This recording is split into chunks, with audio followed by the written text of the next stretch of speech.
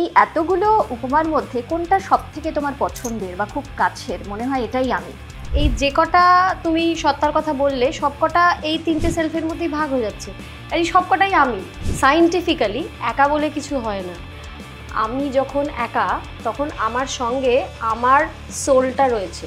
আমি বলে কি কিছু হয়? আজকে সোলটা আমার কাছে আমার মধ্যে, কালকে আমি না থাকলে সোল কিন্তু আমার নয়। বাহ্যিক শরীরটা এটা একটা পোশাক, একটা কস্টিউম, এটা বদলে বদলে বদলে বদলে যায়।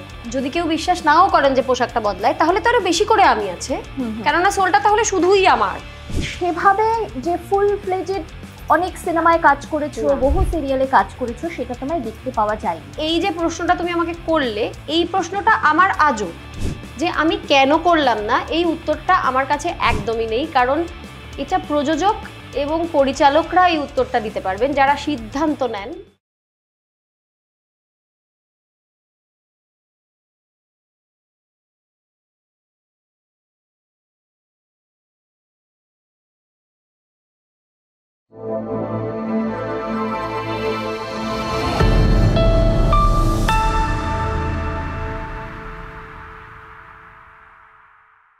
উনিশশো সালে সীমারেখা দিয়ে শুরু, তারপর সাতকাহনে অসম্ভব জনপ্রিয়তা, এবং তারপর যে পথ চলা শুরু হয়েছিল সেখান থেকে সেই পথ চলা এখনো চলছে।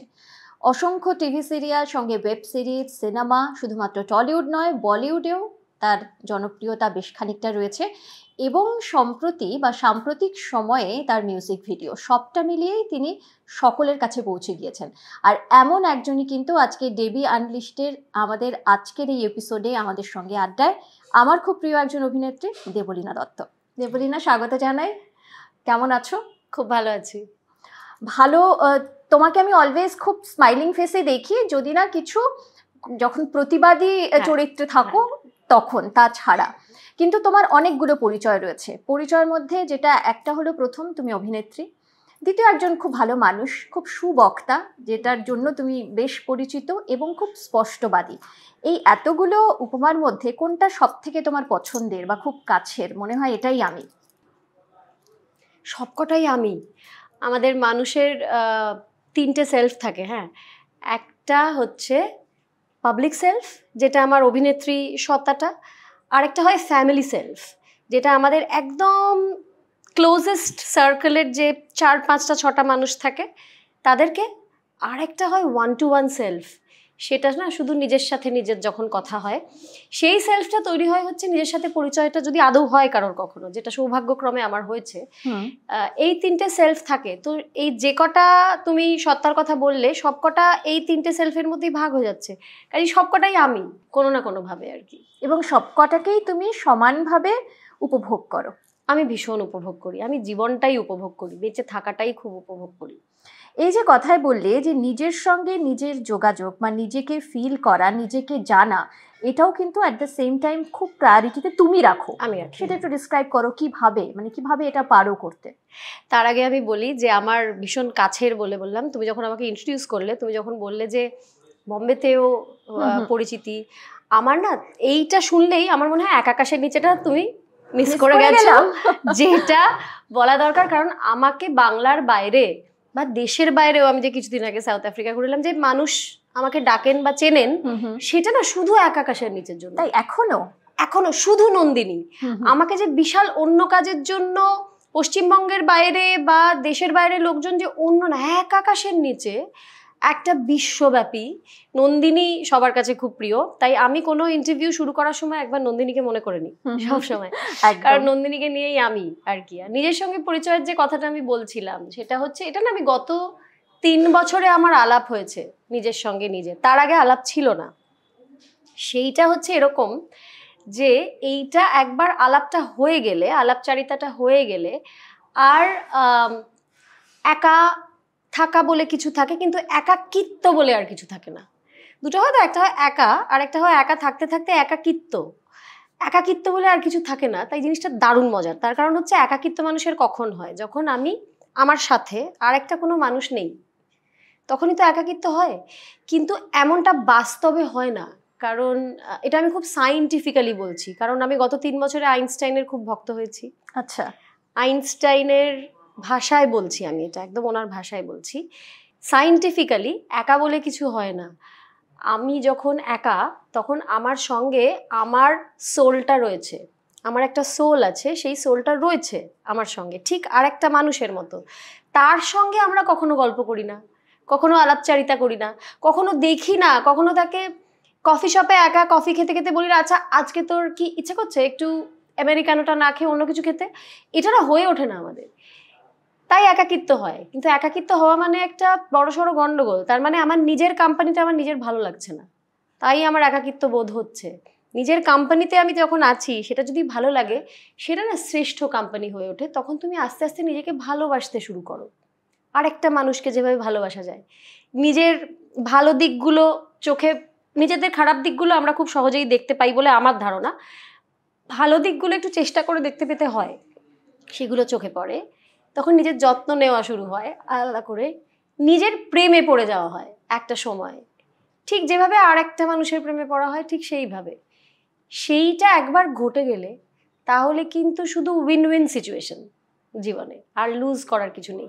সেইটা ঘটনাচক্রে গত 3 বছরে আমার সঙ্গে ঘটেছে। হ্যাঁ, তবে এটার জন্য একটা পদক্ষেপ নিতে হয়, কিরকম? যে আমি এই আলাপচারিতাটা নিজের সঙ্গে করব, এই পদক্ষেপটা নিতে হয়।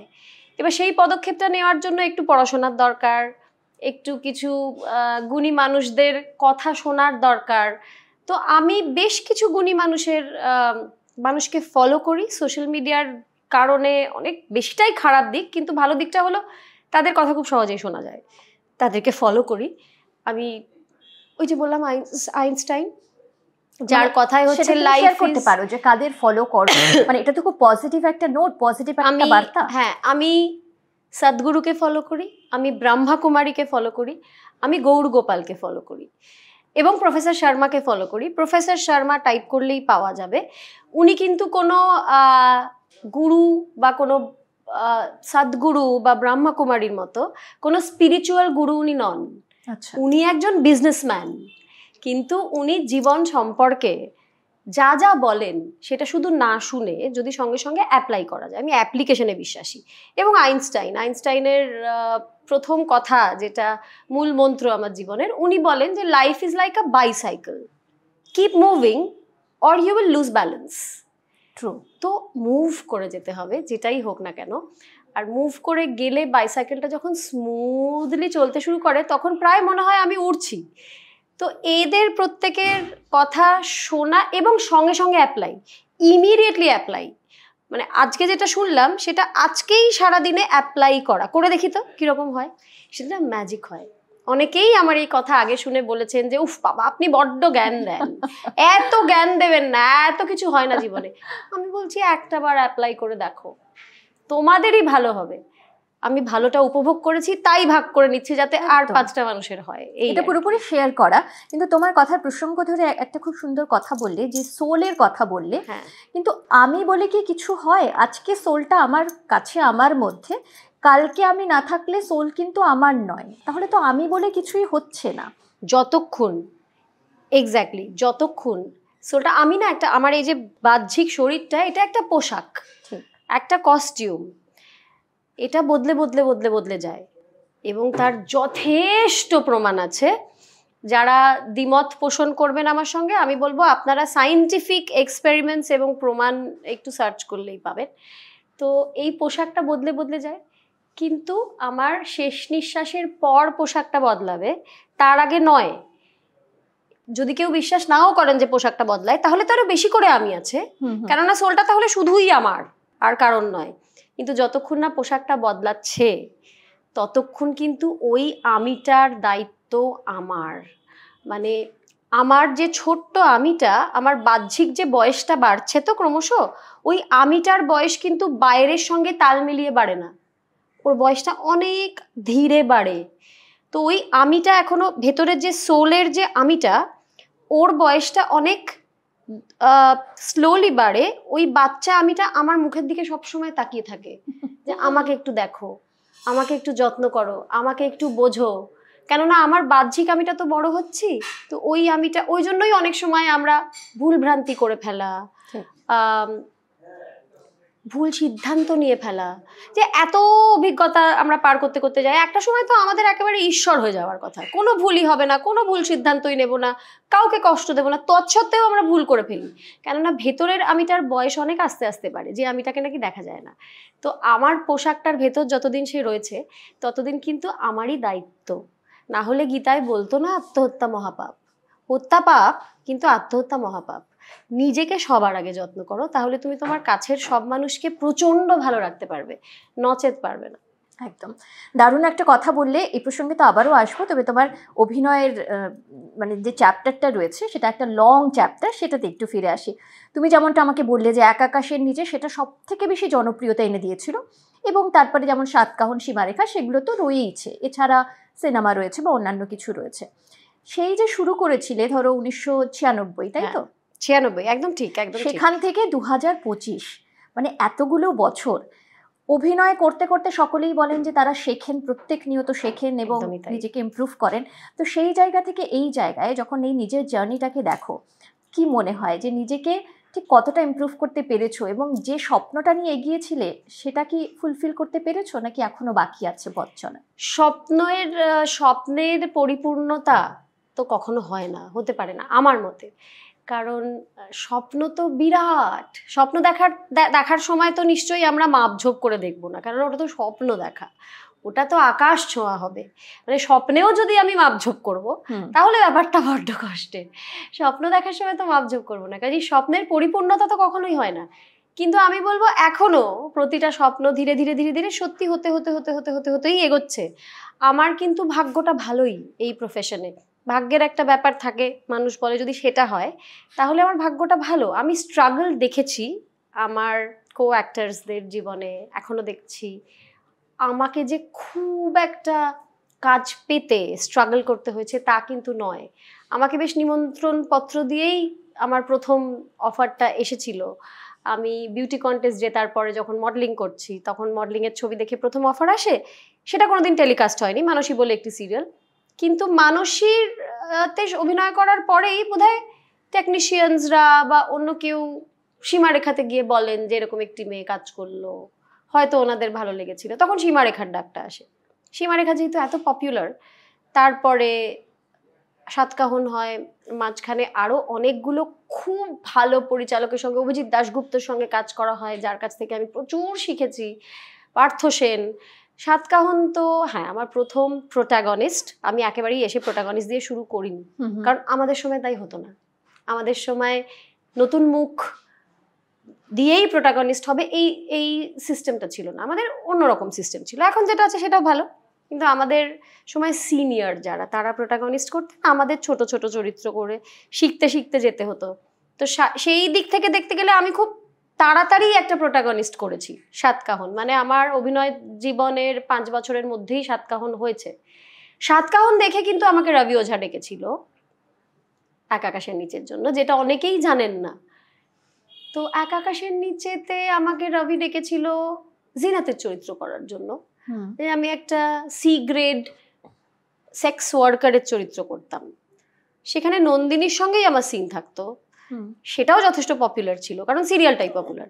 এবার ওই একই সিরিয়ালে জিনাতের চরিত্র থেকে নায়িকার চরিত্রে ট্রান্সফার হয়ে যাওয়া, এই ঘটনা গোটা পৃথিবীতে আমার জানা একটি ইংরেজি সিরিয়ালে ঘটেছিল, আর আমার জানা নেই এরকম। এবং সেটা সাকসেসফুল হওয়া, সেটার জন্য পুরো কৃতিত্বই রবি ওঝা, মিতালি ওঝা, যারা আমাকে কাস্ট করেছিলেন। এবং তারপর এক আকাশের নিচে যে দাশগুপ্ত পরিবার, প্রত্যেকের সর্বপ্রথম আমি বলবো শাশ্বত চট্টোপাধ্যায়, চৈতি ঘোষাল, সুদীপা বসু, রজতাভ দত্ত, আমাদের আম্মা মানে হাসিদি, এরা প্রত্যেকে আমাকে তৈরি করে নিয়েছিলেন, গড়ে নিয়েছিলেন। তারপর আমাকে এক আকাশের পর আর ফিরে তাকাতে হয়নি। তো এটা না হয়ে গেছে, তো তারপর থেকে আর ফিরে তাকাতে হয়নি। তারপর ইন্ডাস্ট্রির রকমটা বা ধরনটা বদলাতে বদলাতে বদলাতে আসছে, 3টে ডেকেড প্রায়, কাজে স্বাভাবিকভাবেই বদলাবে, সবই বদলায়। সেই বদলটার সঙ্গে খাপ খাওয়াতে খাওয়াতে খাওয়াতে খাওয়াতে এগোতে হচ্ছে। আমি যদি একেবারে প্রথম আর এখনটা দেখি, তাহলে আকাশ আর পাতাল, আমূল পরিবর্তন, সব বদলে গেছে, কিছুই আর একরকম নেই, সব বদলে গেছে। কাজ করতে অসুবিধা হয়, শুরুটা হয়েছে যখন যখন বদলগুলো ইন্ট্রোডিউসড হয়েছে, তখন হয়েছে, যেমন ধরো এক আকাশের নিচের সময় রবি ওঝা আমাদের বলতেন যে এটা কিন্তু ये घर का सीन है, इसमें आप मैचिंग साड़ी और ब्लाउज मत पहनो, कैजुअल आ जाओ, कैजुअल मेकअप नहीं करना है मेकअप, এটা রবি আমাদের বলতো। তারপর যখন আমি প্রথমবার দেখলাম যে আমাকে ঘুমোতে যাওয়ার সময়ও বলা হচ্ছে জারদোজি শাড়ি পরে ঘুমো, আর সবকটা গয়না থাকবে, কিচ্ছু খুলবে না, চুলটাও বাঁধা থাকবে এবং মেকআপটাও ফুল থাকবে, এটা যখন আমি প্রথম শুনলাম আমি শকড হয়েছিলাম, আমি তর্কে ঢুকেছিলাম।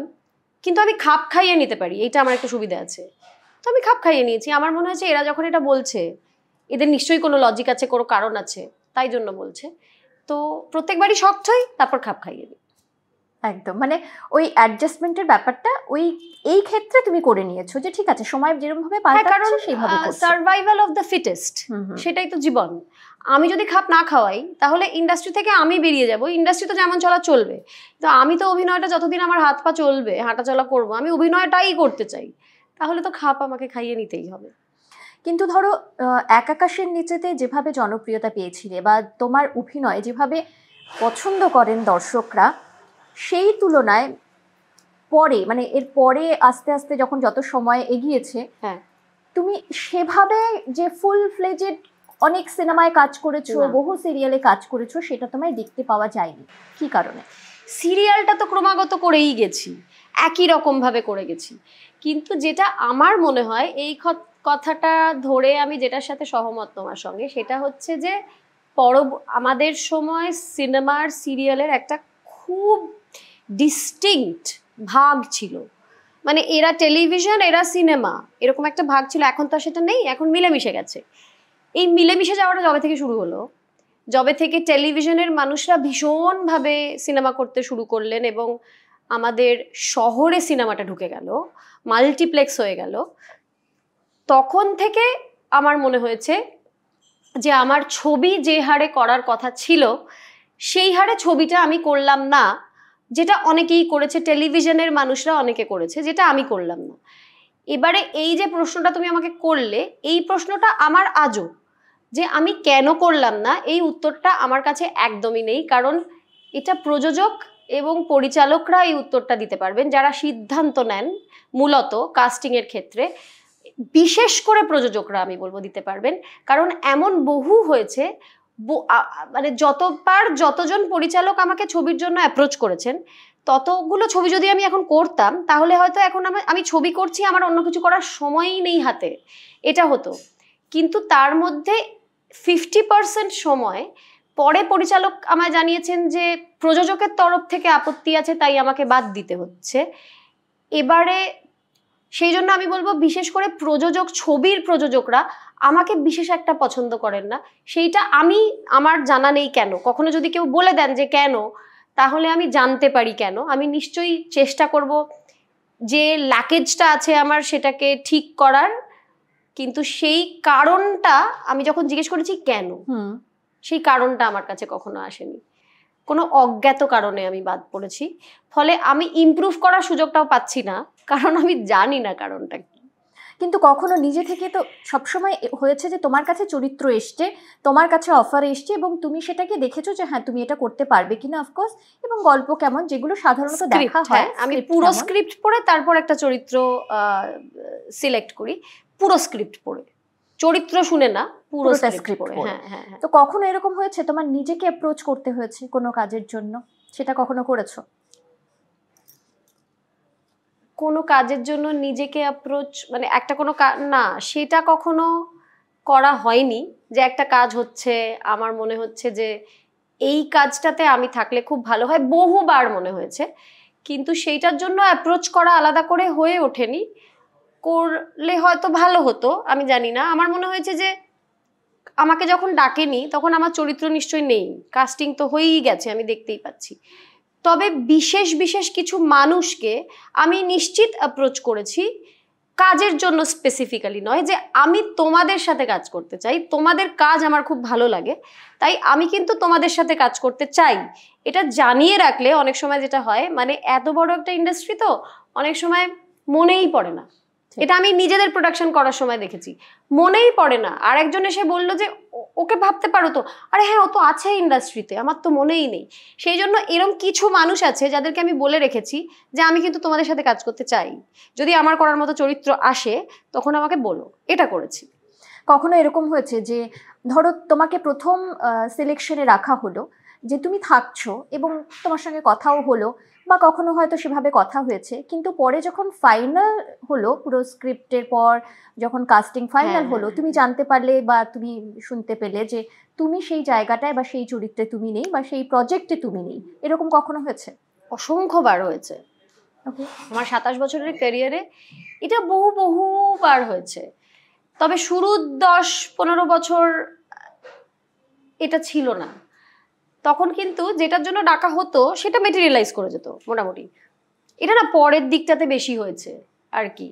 এই বর্তমান যে পরিবেশ পরিস্থিতি তাতে দেখি বেশি হয় এটা, যে ফাইনাল হয়ে গেল, কস্টিউমের মাপঝোপও নেওয়া হয়ে গেছে, তারপরে আমি করছি না চরিত্রটা। এই গল্পটা আমি অনেকবার বলেছি, সেইটাই আবার পুনরাবৃত্তি করছি একই গল্পের, যে শুট শুরু হয়ে গেছে, আমি জানতে পারিনি যে আমি করছি না। মানে তো কস্টিউম ডিজাইনার আমাকে ফোন করে বলেছে যে তুমি করছো না, অন্য কেউ করছে। তো আমি তো তোমার মাপের কস্টিউম, গন্ডগোল সেখানেও গন্ডগোল হয়ে গেছে, মানে সেই কিছু কিছু কস্টিউম আমার মাপের বানিয়ে নিয়ে চলে গেছে। ফলে আমায় ফোন করেছে যে তোমার মাপের কস্টিউম তো রেডি হয়ে গেছে, কিন্তু তুমি তো করছো না, অন্য কেউ করছে, আমি জানিও না যে অন্য কেউ করছে। এইরকম অনেকবার হয়েছে, অসংখ্যবার হয়েছে। আবার এই কথাটা যখনই আমি বলি খুব ইন্টারেস্টিং একটা ট্রোল পাই আমি, সেটা হচ্ছে আপনার বোধহয় মাপটা বদলে গিয়েছিল তাই আপনি বাদ হয়ে গেছেন। যেহেতু আমি কস্টিউমের উদাহরণটা দিই, যে কস্টিউম তৈরি হয়ে গেছিল, আপনি বোধহয় মোটা হয়ে গিয়েছিলেন, তাই জন্য আপনার কস্টিউম আপনার আঁটবে না বলে আপনাকে চেঞ্জ করে দেওয়া হয়েছিল। এইটা একটা খুব ইন্টারেস্টিং ট্রোল আসে আর কি, সেটাও আমি বললাম, কেননা আমি খুব উপভোগ করি ট্রোলিংটা। খুব ইন্টেলিজেন্ট কিছু ট্রোলার্স আছে, বোকা বোকা যেগুলো সেগুলো না, কিন্তু এটা যদি তুমি সেইভাবে ভাবো, যদি আমি ওয়ান লাইনার হিসেবে বলি তাহলে কিন্তু খুব মজার। আমি তোমাকে বললাম যে কস্টিউমের মাপ নেওয়া হয়ে গেছিল, তারপর দেখলাম আমি ছবিটা করছি না, পরের লাইনটাই হচ্ছে কারণ আপনি মোটা হয়ে গিয়েছিলেন না কস্টিউম। হাসির কিন্তু ব্যাপারটা, এই জন্য আমি বললাম আর কি। এরা যদি অন্য কিছুতে এই পুরো মগজটা লাগায় না, যারা ট্রোল করে, সত্যি উন্নতি করতে পারবে জীবনে। একদম। কিন্তু কখনো জানতে চাওনি যে কেন বাদ পড়লে? নিশ্চিত জানতে চেয়েছি। তখন রিজন কি পেয়েছো ম্যাক্সিমাম টাইম, নাকি এক এক সময় এক একটা রিজন? আমি রিজনই পাইনি কোনোদিন। রিজন পেলে যদি আমি একটা কারণ পেতাম তাহলে তো সেটা গঠনমূলক হতো। আমার তো কোনো অসুবিধে নেই যে একটা কারণে বাদ হলে আমি সেটাকে ঠিক করার চেষ্টা করতাম, যে আমার একটা কোনো গন্ডগোল বা ল্যাকেজের জন্য আমি বাদ হয়েছি, বা অনেক সময় হয় পরে মনে হয়েছে আমার থেকে ওকে বেটার মানায় চরিত্রটা, সেটাও হতে পারে। কিন্তু আমি এখনো অবধি এই ঘটনা যতবার ঘটেছে, খুব রিসেন্ট পাস্টে একটা ঘটলো কিছুদিন আগেই, আমি রিজন পাইনি। মানে পরিচালক বলে আমি তো জানি না, প্রযোজক তিনি টাকা দিচ্ছেন আমাকে তার কথা শুনতেই হবে, আমি কি করব। কস্টিউম ডিজাইনার বলছে আমি তো কিছুই জানি না দিদি, আমাকে তো কস্টিউম করতে বলা হয়েছিল। এডিরা বলছে, কো অ্যাক্টার্সরা বলছে হ্যাঁ আমরা তো জানি তুমি করছো, আচ্ছা তুমি করছো না। আর প্রযোজক যিনি নাকি সিদ্ধান্ত নিচ্ছেন তিনি নট রিচেবল, তিনি আর ফোন ধরেন না, মেসেজের উত্তর দেন না, কিছু করেন না। এইটা হচ্ছে প্রত্যেকবার এটাই হয় আর কি। তো ওই জন্য কারণটা আমি জানি না, কারণটা জানতে পারলে তো আমি ঠিক করে নিতাম, সেটা ভুলটা শুধরে নিতাম। কিন্তু এরকম ঘটনা ঘটার পর তখন খারাপ লাগে? প্রচন্ড খারাপ লাগে। কি করো? কারণ একটা চরিত্র বেঁচে নেবার পর আমরা তো যখন, আমি অন্তত একটা চরিত্র ঠিক করে ফেললাম করব, সেটা আমি পুরো স্ক্রিপ্ট পড়ার পর ঠিক করি। কাজে এমনি পুরো স্ক্রিপ্টটা পড়লেই আমি অনেকটা ইনভলভ হয়ে গেছি কাজটার সঙ্গে। তারপর আমি চরিত্রটা চরিত্রায়ন থেকে, মানে মাথার চুল থেকে পায়ের নখ পর্যন্ত লুক কি হবে, আমার বাকি চরিত্রগুলো থেকে আমি কি করে বাহ্যিকভাবে এবং ইন্টারনালি চরিত্রটাকে আলাদা করব, আমার রেফারেন্স পয়েন্ট কি হবে, সেই সব কিছু নিয়ে ভাবতে শুরু করি, করে একটা চরিত্রকে একটা শেপ দিই। তারপরে যখন সেটা আমি করবো না আমি জানতে পারি, খুবই স্বাভাবিকভাবে প্রচণ্ড খারাপ লাগে যে আমার পুরোটা বৃথা গেল, আমি এইবার রেডি ছিলাম ক্যামেরার সামনে কিন্তু সেটা আর হলো না। তখন যেটা করি সেটা হচ্ছে খুব সিম্পল। আমার তো চাঁদেও যেতে খুব ইচ্ছে করে, যাওয়া হয়নি। আমার এভারেস্টেও যেতে খুব ইচ্ছে করে, যাওয়া হয়নি। আমার অস্কারও পেতে খুব ইচ্ছে করে, পাইনি। কিন্তু আমি কি কি পেয়েছি, আমি নন্দিনী পেয়েছি।